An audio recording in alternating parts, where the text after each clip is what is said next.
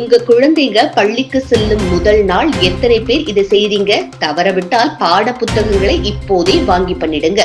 குழந்தைகள் பள்ளிக்கு செல்லும் முதல் நாளில் பெற்றோர் செய்ய வேண்டிய ஆன்மீக செயற்பாடுகள் முக்கியத்துவம் வாய்ந்தவை என்று பழங்கால நம்பிக்கைகள் கூறுகின்றன. கல்வி என்பது வெறும் அறிவை பெறும் செயலாக இல்லாமல் அதை ஆன்மீகமாக எதிர்கொள்வது வழக்கமாக இருந்தது.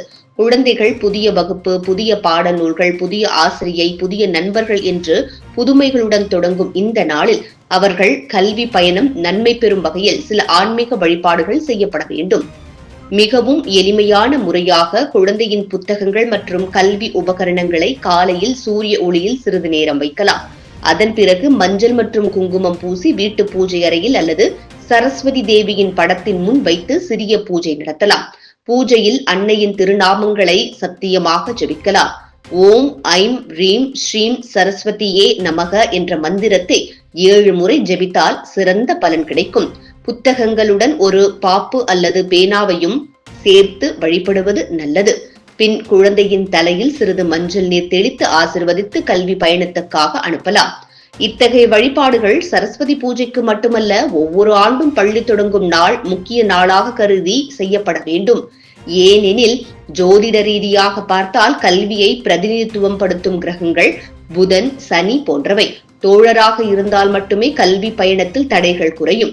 அதனால் இந்த நாளில் புத்தகங்களை வழிபடுவது அந்த கிரகங்களை சமாளிக்கும் ஒரு வழிமுறையாகவும் பார்க்கப்படுகிறது. மற்றும் குழந்தையின் ஜாதகத்தில் இருக்கும் குரு பகவானின் நிலை, நவமம், பஞ்சமம் போன்ற இடங்களில் உள்ள கிரகங்களின் தாக்கமும் கல்வியை தீர்மானிக்கும். அந்த தாக்கங்களை சமாளிக்க ஆண்டுதோறும் பள்ளி ஆரம்பிக்கும் நாளில் கல்விக்கு எதிரான சக்திகளை அகற்றி சரஸ்வதி அருளை நாடிச் செய்யும் இந்த வழிபாடு குழந்தையின் கல்வி வாழ்வை வளப்படுத்தும் ஒரு ஆன்மீக வழிமுறையாக கருதப்படுகிறது. பொதுவாக பிள்ளைகள் புதிய ஆண்டு தொடங்கும் போது நம்மிடம் உள்ளதை புதிதாக பெற விழைகிறோம்.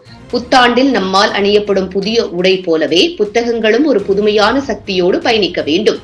அதற்காகவே இந்த குறைபாடுகள் பயனுள்ளதாக இருக்கின்றன.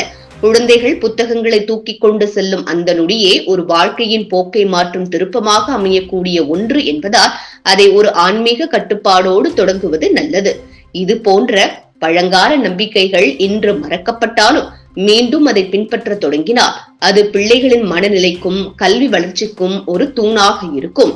முறைப்படி அன்போடும் நம்பிக்கையோடும் இதை செய்தால் குழந்தையின் கல்வி பாதையில் உண்டாகும் பிரச்சனைகள் விலகி தெளிவான நினைவு திறன், ஆனந்தமான கற்றல் மனப்பாங்கு உருவாகும் என நம்பப்படுகிறது.